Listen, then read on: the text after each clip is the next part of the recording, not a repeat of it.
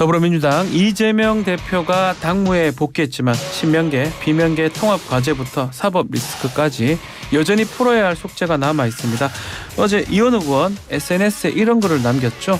총선 승리의 관건은 민주당의 진정한 통합, 또 386 세대성을 대표하는 우리가 좀 떳떳해야 하는 거 아닙니까? 송영길 전 대표님 이런 글을 남겼는데요. 어떤 의미인지 직접 스튜디오에 모시고 이야기를 한번 들어보겠습니다. 안녕하십니까? 의원님. 안녕하십니까? 자, SNS도 SNS지만 요즘 괜찮습니까? 그럼요. 지역구에 지금 뭐 현수막이 많이 걸려 있던데요. 진짜 예. 섬뜩한 협박이 일상화되고 있어 보입니다. 총알 한 발 있으면 처단하겠다. 아직 총을 맞지 않았으니까 살아 있음을 다행이라고 생각할 수 있습니다. 생각이 아니겠죠. 우리나라가 또 총이 없으니까 또 그렇긴 한데. 근데 저희 사무실 바로 아래가 옆에가 저희 동탄 지역에서는 대표적인 어린이 약국이 있고요. 어린이 병원 그리고 그 밑에는 약국이 있는데 아이들이 막 다니고 젊은 엄마들 같이 다니거든요. 그런 거 현수막이 걸려 있고 시위하고 이런 것들이 참 눈살 찌푸리게 해서 우리 지역 구민들한테 굉장히 죄송한 마음입니다. 그 수박 혹시 당도 감별 사이트 이런 거 보셨습니까? 봤죠.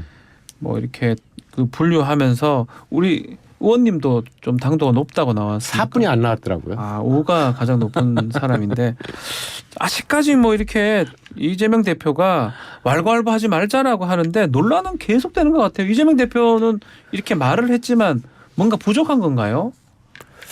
그러니까 말은 그렇게 하시는데 실제로 실천적 행동을 보이고 있지 않는 문제. 당 대표가 실천적 행동하지 않는다 이 말씀인가요? 당 대표가 실천적 행동을 보이지 않고 있는 문제가 있죠. 그러니까 저는 대표적으로 불체포 특권 포기는 이재명 대표의 대통령 선거 후보 때의 공약이었고 두 번째 지난 6월 교수단체 대표연설 때 대국민 약속이었고 세 번째 혁신위 김은경 혁신위의 1호 안건이었고 네 번째 그것을 민주당 의원총회에서 결의한 사실상의 당론이었습니다. 그런데 체포동의안 표결을 앞두고 그거를 부결시켜야 된다라고 하는 것을 막 그냥 선동하는 의원들이 있었어요. 그럼 사실상의 당론을 어겨달라고 선동을 한 거거든요. 그거에 대해서 조치를 해야죠. 명백한 해당이 아니겠습니까? 그래서 오히려 그 사람들은 자기네들은 잘했다. 가결파 의원들이 해당 행위를 했다라고 그냥 그러니까 거꾸로 얘기를 하고 있는데 이런 거에 대한 실천적 모습을 통합을 위해서라면 진정으로 이재명 대표가 보여줘야 된다. 그래서 부결 선동이 해당 행위다 이런 입장을 낸 거네요. 그렇죠. 자, 근데 그때 이제 얘기를 좀 들어보면. 일단 그 비회기 때 가는 거는 가능하지만 회기 때 이렇게 오는 게 그게 안 된다 이렇게 얘기했던 걸로 제가 그렇지 않습니다. 비회기 때는 불체포 특권이라고 하는 게 말 자체가 성립하지 않는다. 성립하지 않습니다. 하지 않는다. 그 말씀이고 그러면 당시 의원총회 같은 거 열리면 그런 것들을 얘기를 의원들이 해가지고 거기서 총의를 좀 모았어야 되는 거 아닙니까? 의원총회에서 이게 우리가 이렇게 하기로 했으면 이렇게 밀어붙이자라고 표결에 들어가기 바로 직전에 의원총회가 있긴 있었습니다. 그래서 이재명 당대표를 박강원 원내대표가 당시에 만나고 아침에 만나고 와서 이런 일이 있었다라고 하면서 박강원 대표가 그렇기 때문에 자기는 이제 부결을 해주는 게 맞겠다고 본다. 그 전날 이재명 당대표의 부결 호소에 대한 메시지도 있었고요. 라고 하는 얘기가 있었지만 그것이 뭐 시간적으로도 그렇고 논의가 될 수 있는 수준은 아니었죠. 그냥 그 얘기를 전달받고 그냥 들어갔을 뿐이죠. 그 정도였군요. 그리고 상황이. 이거는 당론으로 정하지 않겠다라고 하는 거는 확고한 얘기였습니다. 그런데 사실상의 당론은 이미 확정돼 있었던 거였거든요. 당론이라고 하는 거는 이제 이 사실상 당론으로 말씀하셨고 그게 사실은 가결이었다 이렇게 보시는 거군요. 그렇죠. 불체포 특권 포기하겠다고 했으니까요. 근데 이제 이래저래 하여튼 확정된 건 사실 아니었고 시간 관계상. 그렇죠. 그래서 지금 그 사안에 대해서는 그렇지만 전반적으로는 우리가 불체포 특권을 포기하겠다라고 하는 게 사실상의 당론이었던 거죠. 자, 그리고 또 하나가 또 눈에 띕니다. 송영길 전 대표한테도 그만하라고 했는데 뭘 그만하라는 뜻이죠? 정말 창피한 일 아니겠습니까? 그러니까 자기는 무죄고 자기는 몰랐다? 라고 얘기를 하지만 그리고 헐리우드 액션 뭐 법원 앞에 가가지고 그 검찰청 앞에 가가지고 뭐 농성을 동 이런 것들을 계속 보여주고 있는데 네. 나는 전혀 깨끗하다 이러고 있는데 이정근의 녹취록에 이미 나와 있고 이정근 그 전 위원장이 네. 그 법원에서 이제 진술도 하고 있습니다. 그래가지고 10명의 실명 의원들이 나왔고요. 그 윤관석 의원마저도 네. 액수의 차이는 있을지언정 그것을 전달을 했다. 300만 원이 아니고 100만 원을 전달했을 뿐이다. 네. 라고 하는 것들이 진술이 있었고요. 뭐 이런 것들이 진행되는 걸 보면은 사실상 그 송영길 대표가 모르는 상태에서 진행됐다라고 하는 거는 그거 전혀 인정하기 어렵고요. 그러면 진짜 뭐 일반적인 정치인이었다라고 한다면 제가 그런 얘기를 하지 않겠습니다. 386 운동권 출신의 대표적인 그 정치인으로서 네. 창피함을 알아야 됩니다. 그만해야 된다. 그래서. 네. 근데 검찰 조사는 아직까지 뭐 소환이나 이런 거는 안 들리는 것 같습니다. 일단 예. 그 주변적 정황들이 먼저 나오고 예. 나서 소환을 하겠죠. 아마 소환이 되면 그때는 좀 말씀을 해야 된다 이렇게 보시나요? 지금 이미 당장 저는 대국민 사과 필요하다라고 보여지고요. 그리고 벌이 있으면 벌을 달게 받겠다라고 하는 그런 국민들한테 메시지가 지금 필요하다라고 보여집니다. 진정한 사과해야 됩니다. 진정한 사과. 왜냐하면 자기 혼자만의 문제가 아니고 이건 386 운동권 출신 정치인 전체를 사지로 몰고 가는 행위거든요.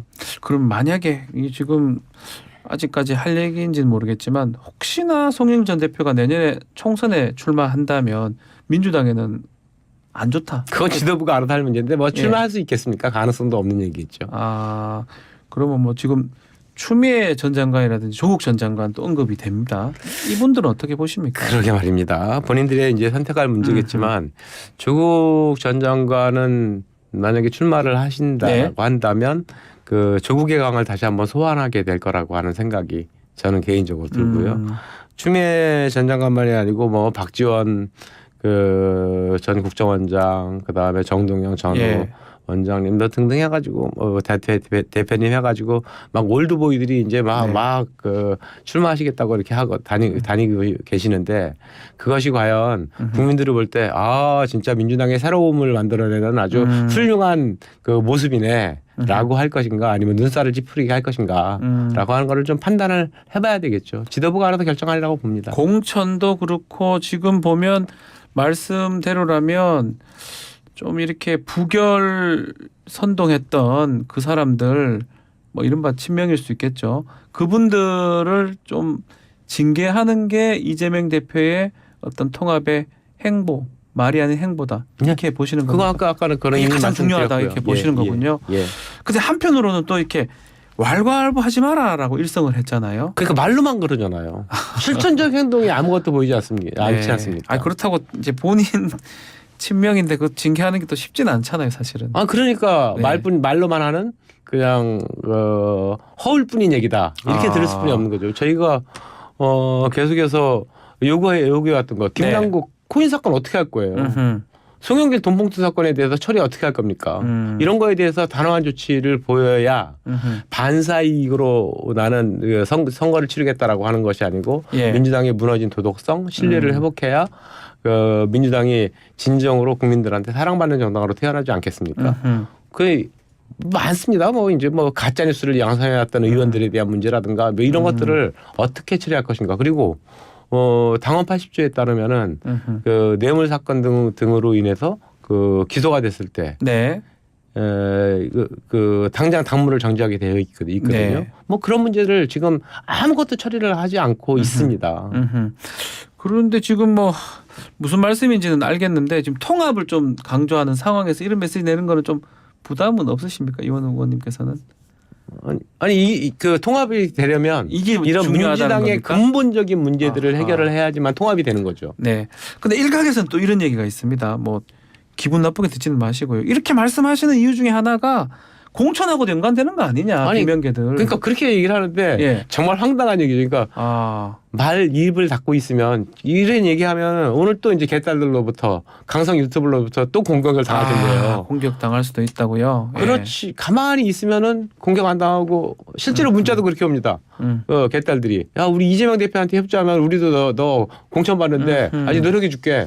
네. 근데 그 강성 지지자들로부터 욕을 먹을 거를 뻔히 알면서 하는 것은 저희가 경선을 하면은 분명히 마이너스 효과가 날 것이다라고 네. 하는 걸 알면서 하는 건데 그것이 공천 때문에 한다? 이거 진짜 완전히 사람을 매도하는 행위들이죠. 자신 있다 이 말씀이시죠.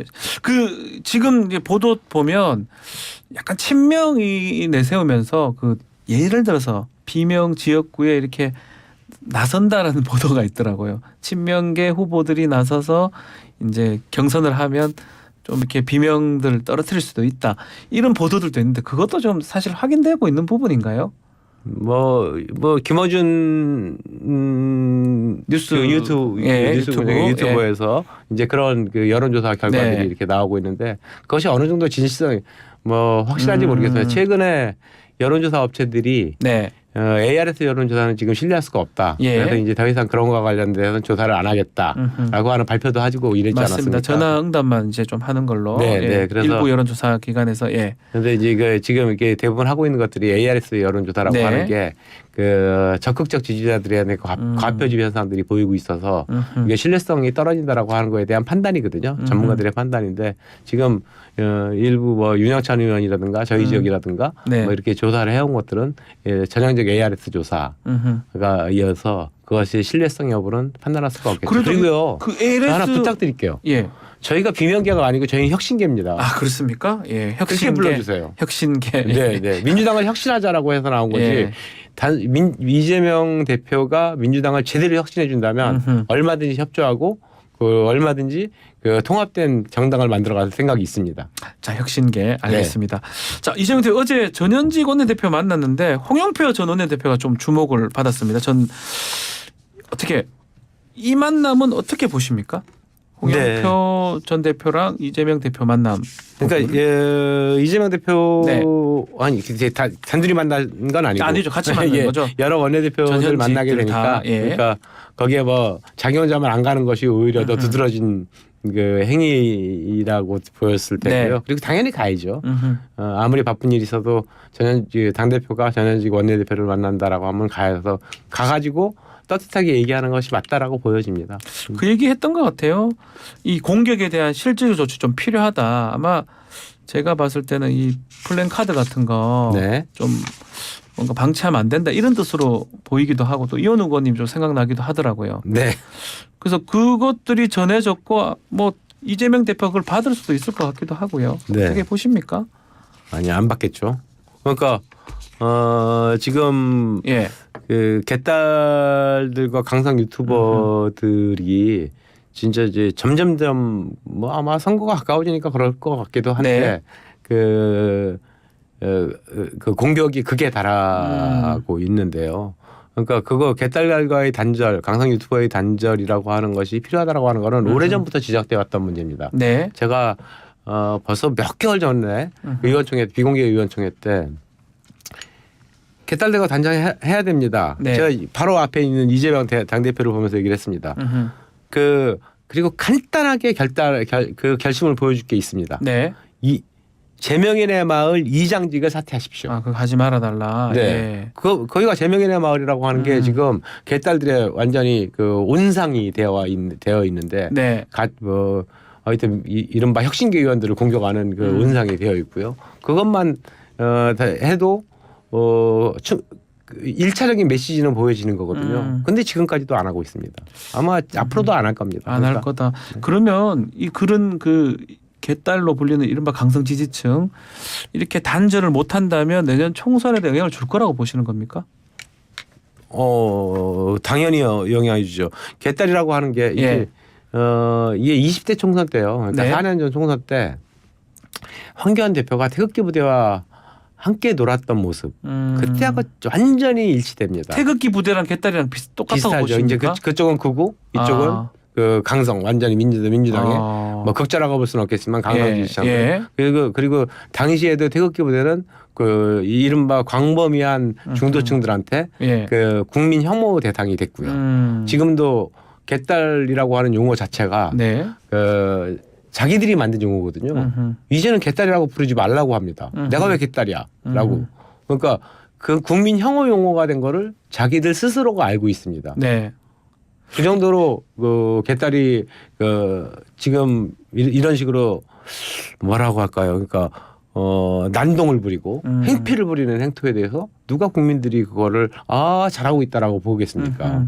또 한편으로는 총선은 좀 지지층보다는 좀 적극 지지층, 중도층보다 적극 지지층이 투표장에 나올 수 있게 해야 된다 이런 얘기도 있잖아요. 그 부분은 동의하시는 겁니까? 네, 적극 지지층은 항상 나오게 되어 있고요. 예. 그래서 그 선거 전략의 ABC죠. 뭐 그거는 중도층을 네. 이탈한 층을 어떻게 잡아낼 것인가. 그게 더 중요하다고 훨씬 보시는 중요하고 그게 더 중요하다고 보시는 그건 모든 전문가들이 다 하는 얘기입니다. 이구동성. 그럼에도 불구하고 지금 적극 지지층만 좀 호소하는 게 잘못됐고 그렇게 네. 가면 총선에서 나쁘게 영향을 미칠 것이다. 악영향 당연히 미치죠. 자, 또 문제되는 게 지명직 최고위원 부분이거든요. 네.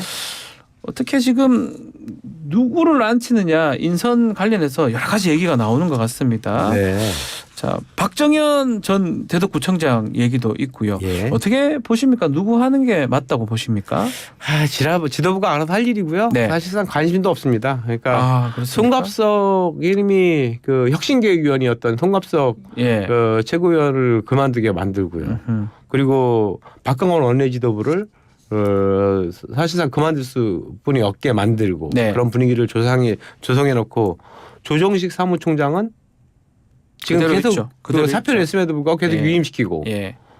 뭐 이러고 있는 상태에서 지명직 최고위원 누구 한 명 들어간다고 해가지고 뭐가 바뀌겠습니까? 그냥 그것 또한 통합을 위한 형식적 메시지 뭐 이 정도에 불과할 뿐이겠죠. 혹시나 누구를 좀 하면 좋을지 그런 생각해 보셨습니까? 관심도 없습니다. 누가 해도 똑같다고 네. 보십니까? 네. 그 9명의 최고위원 중에 1명 자리니까 그것밖에 안 된다 전혀요. 이렇게 예. 보시군요.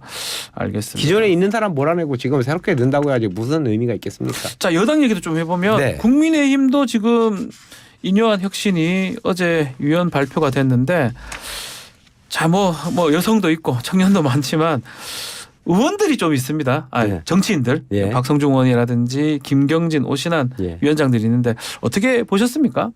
뭐 박성중, 오신환 뭐 이런 분들은 네. 그 예전에 이승민계로 좀 분류됐던 바른정당, 바른미래당, 바른미래당 뭐 예. 이렇게 해가지고 좀 이제 분류됐던 예. 의원들이신데.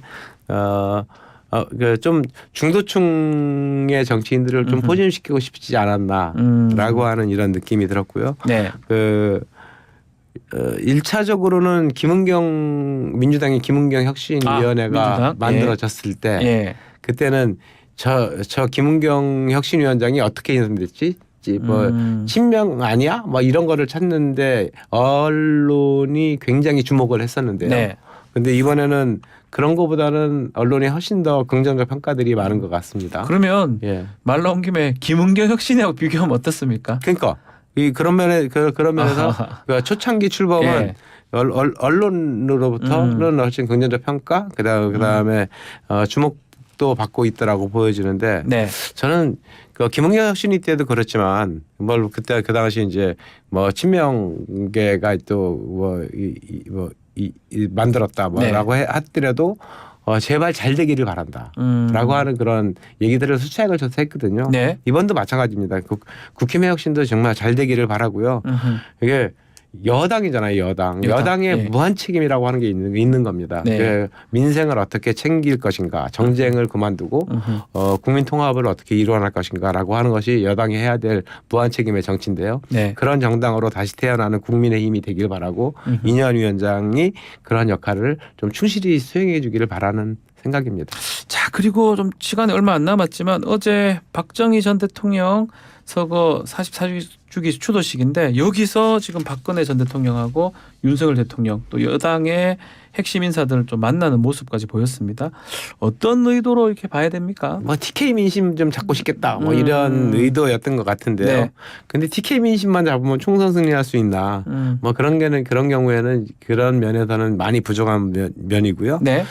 이제 지역을 뛰어내면서 진짜 수도권의 민심, 전국적인 민심을 어떻게 잡아낼 것인가라고 하는 거에 대해서 고민을 해야 되고 국민의힘도 해야 된다. 예, 윤석열 대통령 지지도가 30%대 가지고는 총선 못 치릅니다. 폭망할 겁니다. 네.